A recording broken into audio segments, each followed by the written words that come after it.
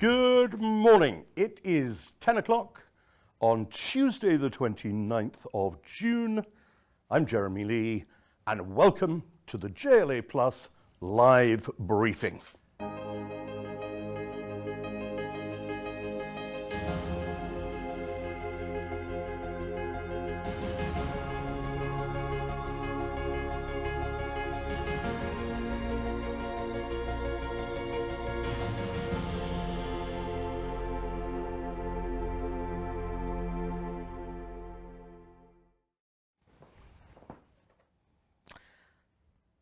This evening, the England team is going to take the knee at Wembley.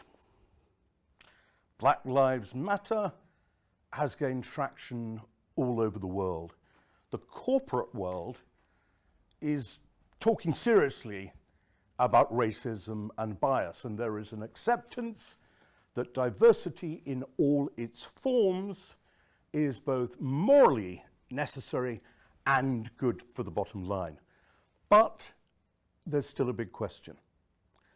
And the question is, what is getting in the way of progress? And what can we do about it? So this morning, I am joined in the J-Lab by Dr. Hannah Fry and Leroy Logan.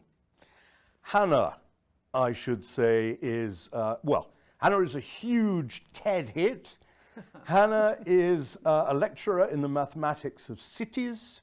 You are co-presenter of the Curious Cases of Rutherford and Fry. You are author of Hello World, Being Human in the Age of the Machine. You can correct all of this in a moment. I'm making a list. And also, you were behind the BBC experiment about what would happen if a flu-like pandemic were to spread. That, however, is not what we're here for today. This morning, we're going to be asking you to shed mathematical light, as it were, on the whole question of bias. And Leroy Logan, former Met Superintendent, chairman of the chair, I should say, of the Black Police Association, 30 years a copper. You played a part in the battle against gangs, in the Damilola Taylor inquiry, also in policing the London 2012 Olympics. Since retiring, you have written Closing Ranks, your memoirs, and you yourself have been played by John Boyega in Black, White and Red, the Steve McQueen film as part of the series of Small Acts. Introductions over, corrections later. Let's start with you, Leroy, if we may. Give us a snapshot of your experience in the Met and how, and if, I should say, things have changed. Well, thanks for being here. I think this conversation is timely, not only because England's playing Germany tonight, but I think it's really important that we recognise I think we're at a crossroads if we're going to take things seriously. Because when I joined in '83, casual racism was like being at school, you know. And there used to be this adage, if you couldn't take a joke, you shouldn't have joined the job. So in the light of humour, they could call you anything, but colour of your skin, reference to your hair, your accent, whatever. Obviously, a lot of that has changed, especially since the Macpherson inquiry in 1998, where the Met Police and other police services were called institutionally racist, and not accusing individual officers as such, but the systemic frameworks. And so these systemic failures around race inequality was highlighted in main chunks around the internal dynamics, recruitment, retention, progression, and also in service delivery to the public and how you build bridges and not barriers. But I think a key part of that was independent oversight, because that inquiry was looking into the death of Stephen Lawrence, who was killed in 1993, and here we are 6 years later when the report was published in February 99, saying that what gets measured gets done. So let's measure those performance indicators independently, because policing is a can-do, success-driven organisation. And so they're going to mark their own homework. and say everything's great. If you have independent oversight, you get a more accurate recording of progress. So the first 10 years with independent oversight, you saw some really great changes, cultural changes, a more reflective organisation from 2% black and minority ethnic to 12%. And things, I think, were showing some massive impact in terms of service delivery. The Race Relations Amendment Act was brought in, and we started to see some tangible changes. But in 2010, change of government, austerity, Brexit, and now all sorts of this right-wing populist agenda that we see in central, some local and regional governments. We're starting to see a rolling back of the race and equality agenda. And so the look and feel of policing reminds me of a pre-Macpherson era. And what it saddens me to say that, because I love the Met and I want to see changes for the better, but we can't leave it to police to do it themselves. And I think if we don't get a grip of this, we're going to start seeing certain issues similar to what we're seeing in the States. I mean, we've had our own George Floyds already, but I wouldn't want to see that increasing because a lack of grip and the wrong sort of people in the organisation. So I want to hopefully see changes that we haven't seen for the last few years because of the agendas I've already raised. Thank you. I'm going to bring Hannah in now because I didn't know this until the other day, but you actually worked with the Met, didn't you, as a mathematician on the London riots? I did, yeah. This is one of my very first roles, really, after I finished my PhD, working with data, working with algorithms, trying to look at sort of human behaviour, really. One of the very first projects that I was involved in was with the Met. So, of course, 2011, when widespread riots across the UK, the Met, I think, were very... they really didn't, I guess, understand how things had got out of hand so quickly and wanted to look at the data of everybody who'd been arrested, where they came from, where they ended up, being involved in unrest. And I guess really just understand how things got out of hand so quickly. So a group of mathematicians and criminologists, we got all this data and we were, looking at it all. And I mean, it was all very proof of concept. This is, very early in these days of sort of making these sorts of models and algorithms about human behaviour. But essentially what we did is we created this algorithm that, in theory, and I'm talking like this is very rough, right? But in theory could be used in a future situation where you're trying to sort of bring about a swifter resolution to the unrest. So the thing about this was we published it, the academic world were, very happy with it and so on. And as a mathematician, which is, how I had been trained, you don't really have to sort of think of the ethical side of these things that you're creating, Like you look at sort of a crowd moving through space and you can essentially imagine they're like particles in a box. You don't have to sort of think about, that these are individual people. And it wasn't until maybe 18 months later or so, I went to this big conference in Berlin. And I think I was just in this very naive space. It was a very important moment for me, really, in my career. That I've been sort of standing in this ivory tower, surrounded by these mathematicians, thinking of things in this way. And standing on stage in Berlin, I gave this very optimistic presentation about how wonderful it was that we were now living in this world where data could essentially help the police to effectively control an entire city's worth of people, right? And I think that it didn't really clock that if there's one city in the world where they're going to be slightly reluctant to get behind that idea, probably going to be Berlin, right? So as a result, while I was standing on stage in front of 1,500 people, during the Q&A, they quite rightly absolutely destroyed me.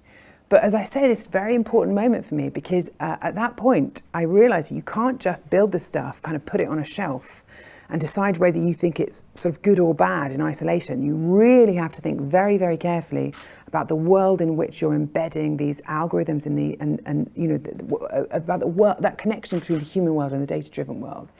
And so then going back, that was really the moment at which I started all this work on ethics and have been for the last 8 years, really, doing lots of work on this, on ethics and thinking about that integration between human and machine. Again, we'll come back to that. What I should have said, by the way, at the top, is that if you have questions, I think we have, I don't know the precise number, but between 350 and 400 people watching this morning. What you need to do to post a question is go to the Q&A button at the bottom of your Zoom screen, put it up there. It will mysteriously and magically, rather, arrive on my screen, and I will ask our guests. Now, moving back to you, Leroy, and again, for the moment, still focusing tightly on the Met. Why does the Met still have a problem with D&I? And do we get any clues from the data? I think, picking up from what Hannah was saying, the 2011 uprisings for a lot of people before it became a riot and so forth was an indication of where the Met Police doesn't just suffer from institutional racism, it actually suffers from institutional amnesia, in the sense that they don't really understand the target group of people who can be very, very anti-police, and why. And they are in a sense of denial that it's down to the day-to-day experience of policing. Because when we set up the Black Police Association in '94, our overarching aim was to emphasize that there's an inextricable link between how you treat your diverse personnel and how it equips you to be better equipped to serve the needs of a diverse public. So if you treat your staff correctly, then you're better equipped to serve the needs of the public. And the public think, oh, you're an employer of choice. I'll join you, or I will work with you, and I'll give a statement, or go on an ID parade, or even give evidence of court. All of these sort of things that a safer and stronger community does. They bind to their community. That has never been fully appreciated, because even with Macpherson, even with the independent oversight, there's always this pushback. And so you get a sense that the tail is wagging the dog, like the Federation, and certain strong-minded leaders who are still in the past of where policing used to be, and this right-wing populist view, and this populist enforcement tactics that they're already looking at. And whether it's stop and search or Section 60 roadblocks, which I call the sus law on steroids, by a recent Criminal Justice Alliance report I did the forward for. So they're not really thinking about data, really. They're just going through an analog attitude in a digital world. And yet the Met uses algorithms. That is where, you know, I was shocked they were doing it in 2011 because they really haven't learned from their experiences. Because if you think about the criminal intelligence system is the most subjective, unobjective data that I can think of. So because it means anyone can put anything on there. It's a bit more rigorous now.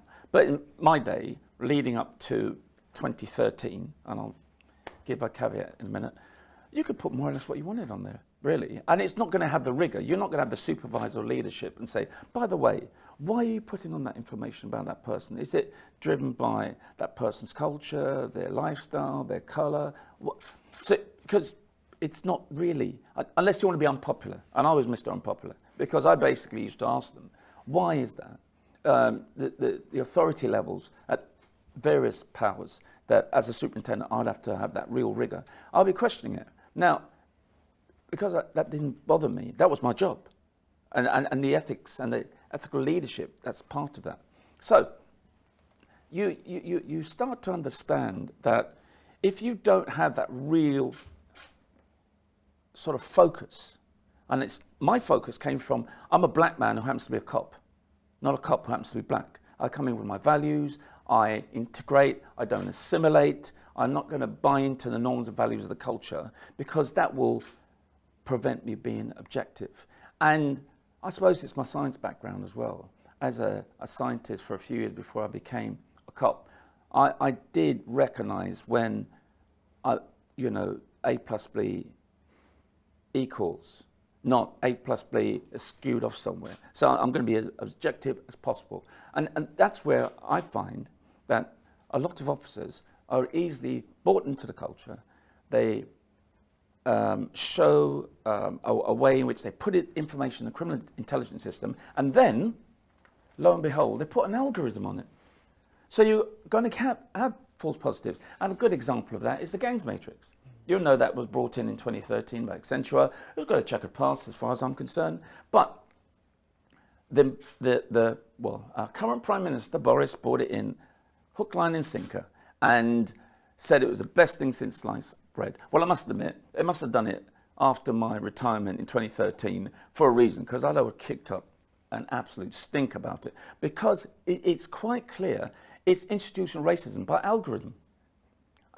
For example, 80% of the gangs matrix in the Met, and it's reflected in Manchester, etc., are black.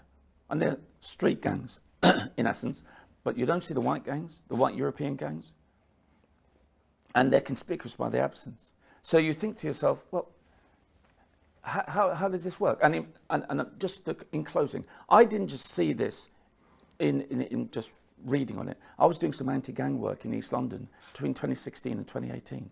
And I saw that officers were buying into the gangs matrix in a way that, well, it can't be wrong. It's out of 100 clients, I was doing a diversion scheme, trying to get them out of gangs and going back into employment and education. Not one only one officer actually said an individual shouldn't be on that matrix. All the other officers were saying, yep, the algorithm can't be wrong, they should be on the matrix, and that's it. No one questioned it. So it's not only institutional racism by algorithm, but it's also the fact it was de-skilling the officers.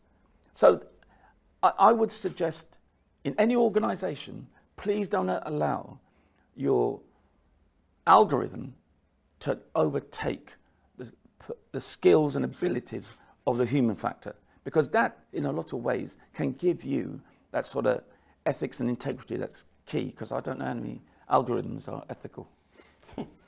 Well, thank you, Leroy. That's one example, isn't it, Hannah, of the fact that data is not neutral. Yeah, I mean, I completely agree.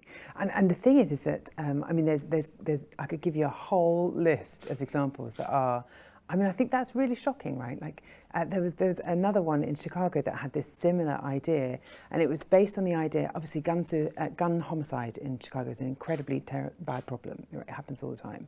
And officers had this idea that today's perpetrator was yesterday's victim.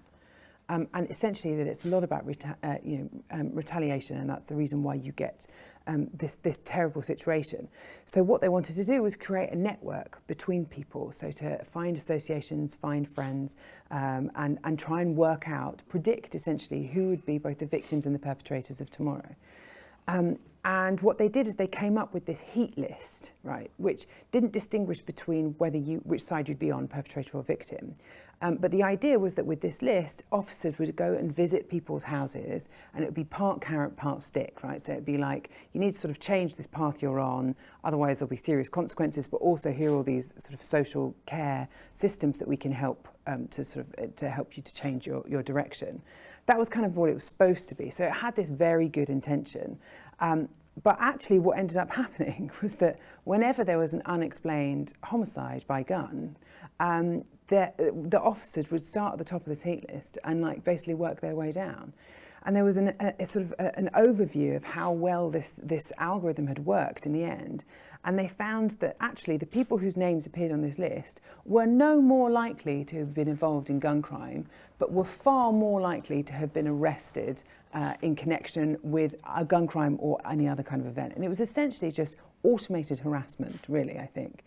And I think to just really speak to Leroy's point there, you said earlier that what gets measured gets done, and I think that that's true of algorithms too. I think that the people whose names are in this system, the people who find themselves on that gangs matrix or who find themselves in a heat list, they end up being the focus of unnecessary and unwanted attention, not just because the algorithm isn't working correctly, but because the very first step of collecting the data has missed off something.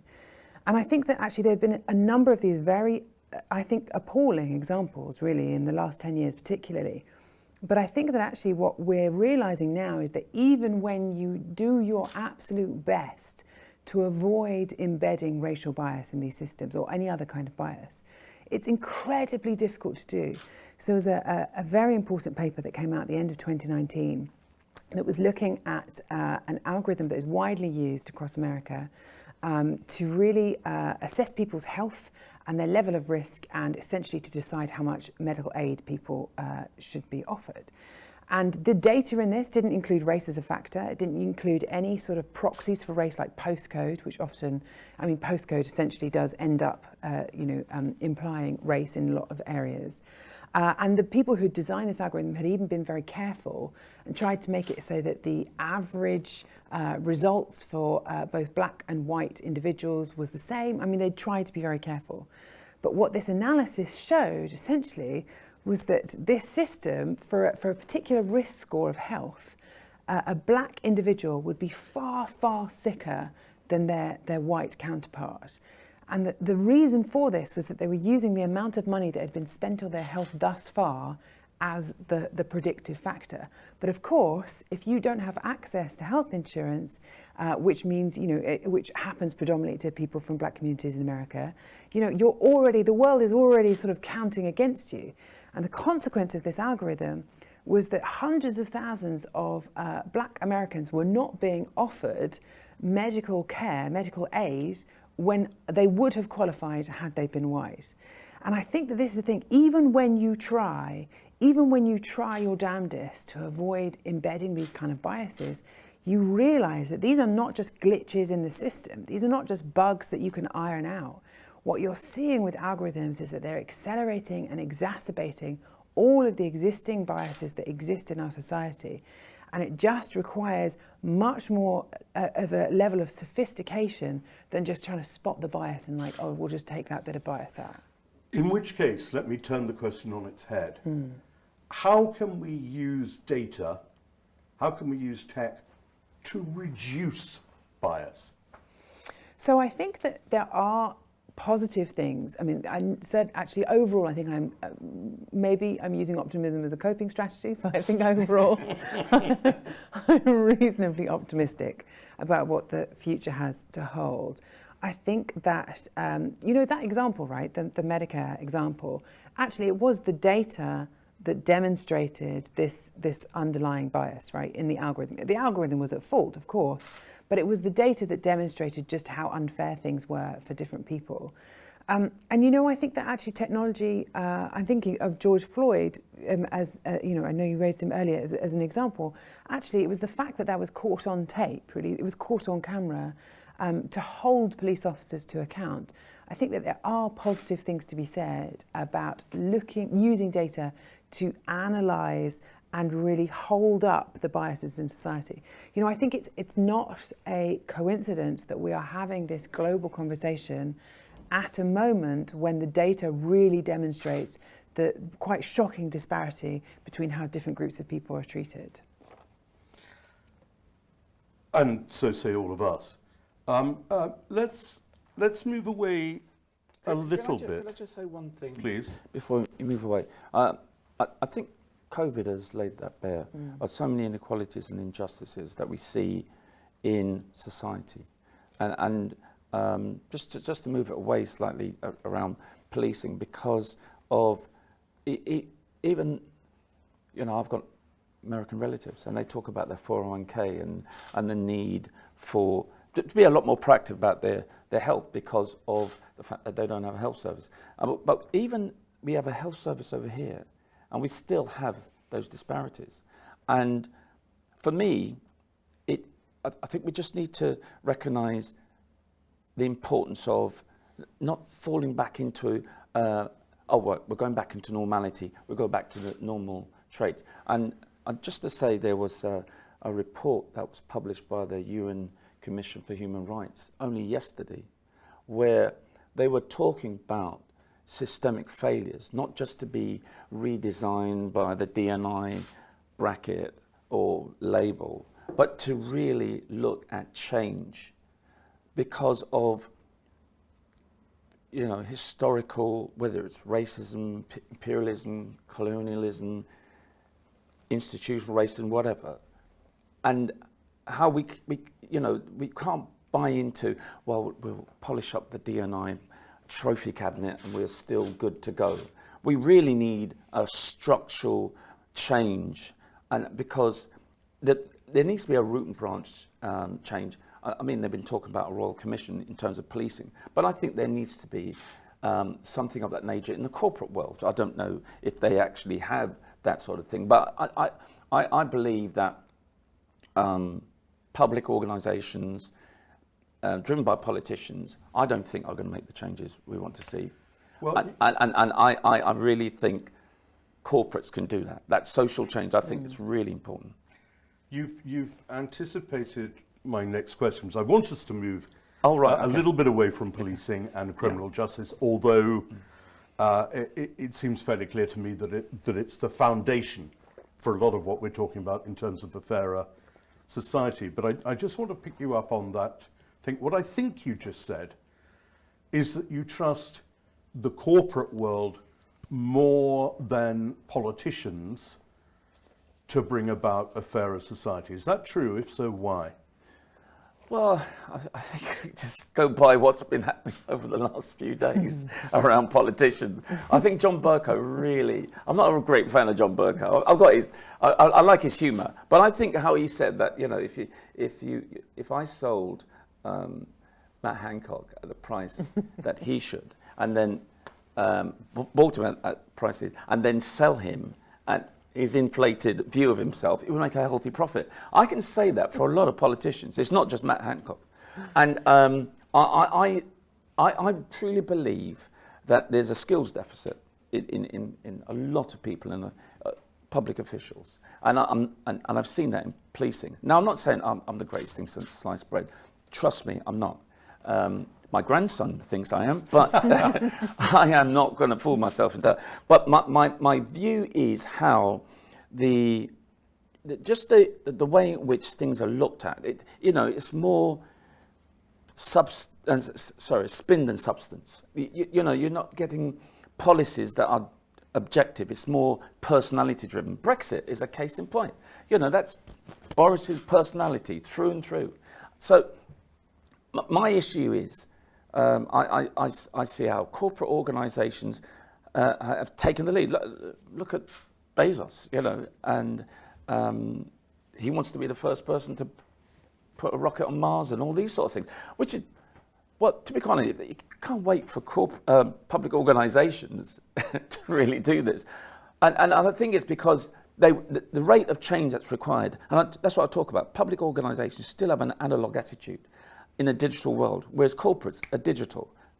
And I agree, it can be quite clinical and prescriptive, but I think it's because they have to look at the bottom line. They need to have a more they are going down this change of being a more reflective organisation because there's a human, moral and a business case towards that. And I really think profit is a way of creating change for the better. Because if you look at a public organisation like the police, if they were a corporate organisation, they were in bust a long time ago. And because they're a monopoly, they can get away with living in denial, the lack of ethical leadership, the false narratives that they buy into. Oh, you can arrest your way out the problem, you can stop and search your way out the problem. All these things, there's no data to analyse that. You go on the Home Office data, it actually goes against what a lot of these officers are saying. So I think corporates are showing the objectivity, even though it's the bottom line objectivity, but at least it's open more, I think it's more accountable and transparent than I see in public organisations. And you've met corporate leaders who back that up? Absolutely. I mean, I was doing an award ceremony just before COVID, and I saw a CEO really just look at this so differently. And you know, this before Black Lives Matter and George Floyd and everything. And it was it was like an epiphany moment when he looked outside his 20th floor office in Canary Wharf and looked down on Popular. And it reminded him of him growing up in East London. And he realized that he'd been so distant, and then he needed to get back to really understanding how he can give back. So it wasn't like about just polishing up his own ego, and it was really altruistic. And so he was leading this award ceremony to identify good practice in grassroots organisations that weren't getting any public acclaim, they weren't getting any support from the government, because even, as I said, public organisations, we know, have their own favourite organisations or individuals, and as a result of that, he was creating that change and assisting self-empowerment so that people buy into their communities, especially young people who are feeling over-policed and unprotected, or public organisations are not there for them, it's against them. So that for me showed that CEO thinking, okay, I know this buying into the rate of change I need to bring into my organisation and to enhance service delivery. And he made that inextricable link I was thinking about. And so it wasn't just a recruiting campaign, get more people from deprived communities. He was like spotting talent, nurturing that talent, and ensuring you got the right environment in their organisation for them not only just to survive, but achieve their true potential. Okay, so Hannah, if, as Leroy says, it's business that's going to drive change, is the tech sector a trusted partner in that?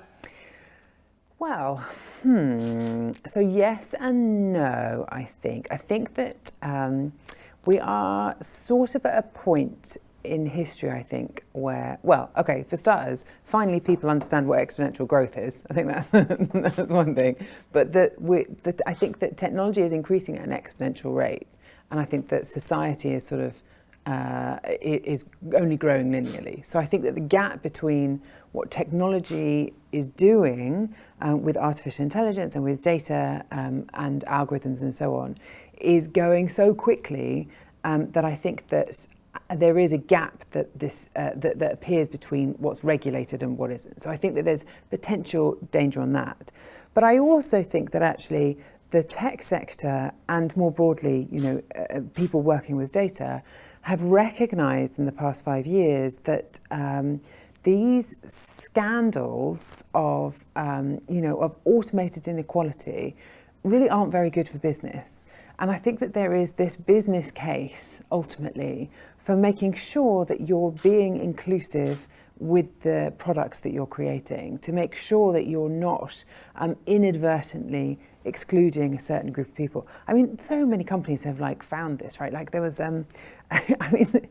across the board, right? There was a camera that there was a very famous photograph of a Korean American girl who bought this camera for her mother for Christmas, took loads of photos, and this thing kept flashing up on the screen saying, "Open your eyes," right, as she took photos of her family. And essentially this camera had never been tested on Asian faces, right? And it was just, it's just so embarrassing and humiliating for the company, I think. And they quickly withdrew it and, updated the software. But I think that companies sort of recognise the damage that does and are prepared to put in the work required to minimise that risk, I think. But then added to that, I think that there is a push that comes from sort of young talent, programmers and computer scientists and mathematicians and physicists. I do think that there is this drive that people want to work on products and work on projects that ultimately have a positive impact on the world. And I think that people are really noticing that coming through from the younger, new trainees, really. I think that there is this drive to make sure that that the things that you're creating are as ethical as they can be, noticing that sort of being ethical is not a finishing line that you get to cross. Thank you. Let's go to some of the audience questions. This is one from Karen. Thank you, Karen. Racism is an ideology which has been institutionalized and entrenched in society's way of thinking, acting, and being. How can data address such an ideology? Oh gosh, that's such a big question. I mean, so that's certainly true. I think that the idea of race doesn't hold any water scientifically, right? This is something that is, if for it to be a clearly defined boundary of like this race, that race, it's something that should be consistent over time and space, and it just absolutely isn't, right? When you look at the genetics of people, we are all, sort of all intermingled, all our ancestry is interwoven. So I agree that it is this sort of this social construct. I don't think that data alone can overturn it. I don't think that technology alone can battle it. But I do think that it can be part of this wider conversation, along with the opportunity to actually hear people's voices, to have communities feel like they're connected with one another and have more of a voice than they've had in the past. I think it can form part of the solution, not least by being able to really, I think, highlight some of the systemic issues that certain communities are facing. Can I just add to that? Having been brought up in London and been subject to all forms of racism, it was quite clear to me that the issues of racism, like any other ism, it's taught. Whether it's in the home, and not challenging certain things, or assumptions and stereotypes being reinforced within the home, your peer group, where you socialise, even your football team, all these sort of things. I mean, we're seeing how the reaction to football players for taking the knee. Their own supporters are booing them before they start again. What a way of setting up your team to fail, you boo them. It's quite clear to me that we understand. It's not just a conversation, because I know a lot of officers, they're going to D&I or community race relations training, sit there and talk the right words, and they go back to the same way of behaving and buy into the stereotypes of the culture and everything that goes with it, and they won't challenge. And I'll give an example. Look at George Floyd. Derek Chauvin spent almost 9.5 minutes on someone's knee, and there were 3 officers assisting to hold him down. Now, that said a lot for me, not only because Derek Chauvin had the same oath to protect and serve, similar to what I swore in 1983. But they always talk about the good, bad apples in the barrel, but where the good apples starting to challenge. And that's the thing that really, other than that horrendous act, but the 3 officers, not one of them said, I don't think you should do this, or even pull him off, which I had to do on one occasion when I was an officer. Pull an officer off because they see red. And the fact that no one out those 3 officers said, let's do this. Now, we've had even a case only last week with PC Benjamin Monk. He's just been done for manslaughter, to the extent that he over-tasered him by over 30 seconds, when it should be 5 seconds, and repeatedly. And he had embedded his boot in a man's forehead, right?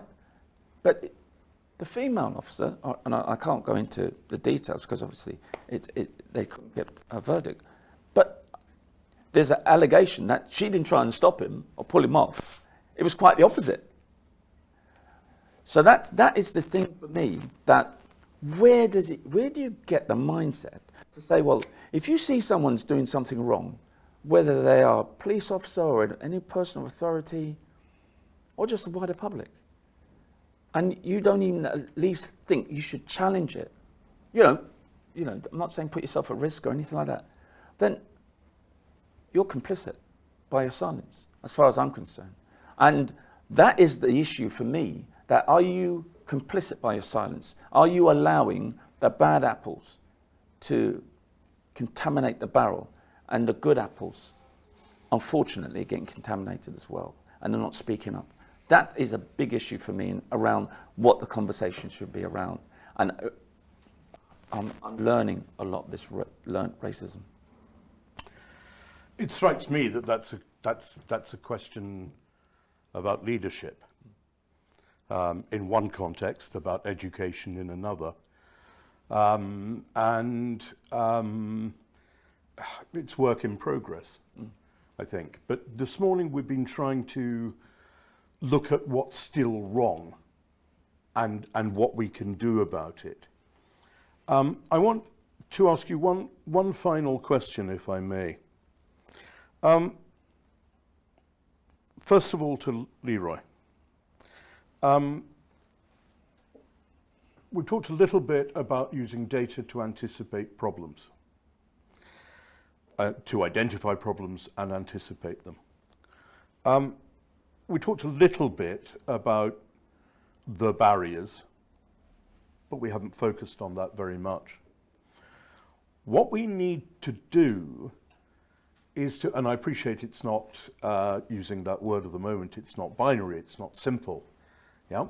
What we need to do is to work out how organizations, what we're talking about primarily today, large organizations, how they can become what I would call functionally inclusive.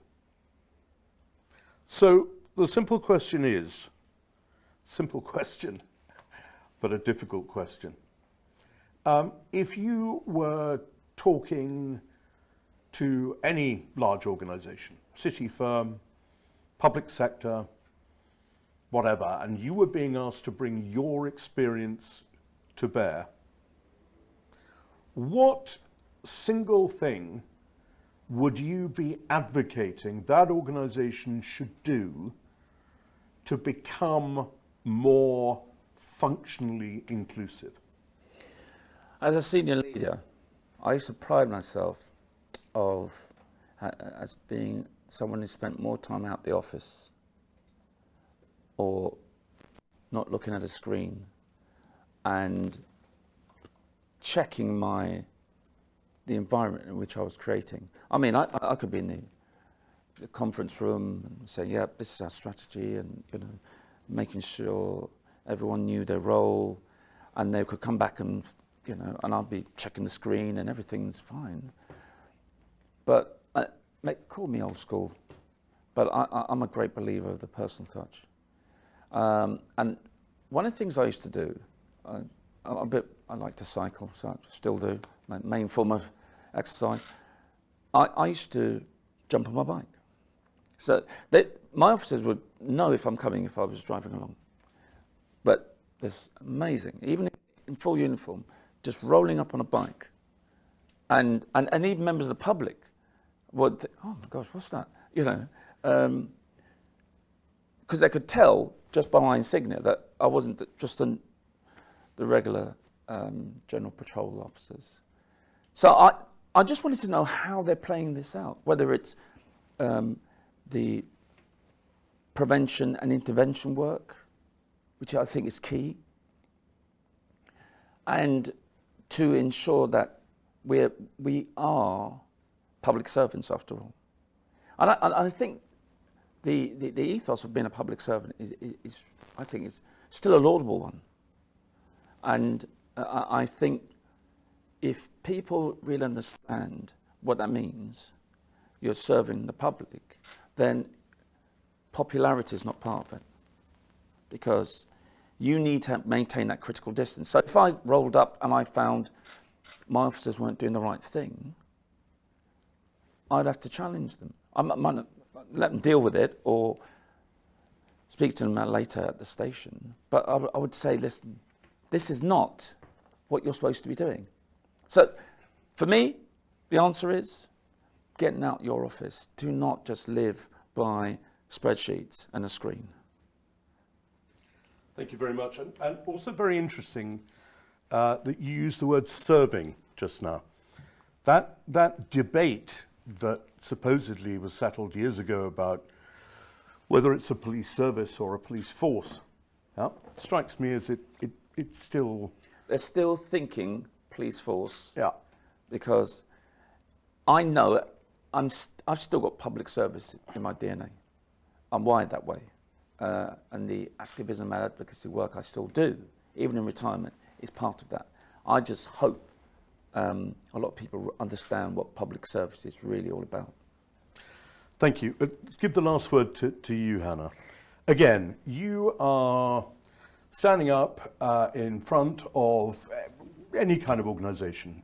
Yeah, you're one of the busiest speakers on the circuit, and you have been asked to not to put a shine on something, not to be optimistic for the sake of it, yeah, but to give an honest assessment of how you see data and technology and AI, yeah, influencing the near and far future, yeah?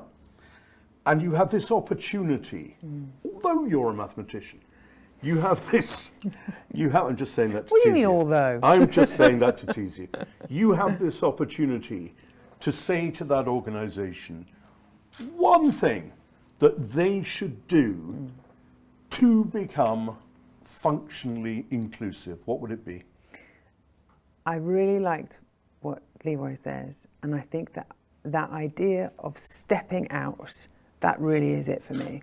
I think that the one key idea that's worth holding on to always is about having intellectual humility, about noticing that if you are sat in a room with doors closed and the windows blinds down and you're looking at your spreadsheets on your computer, you are not going to find all the answers in that room.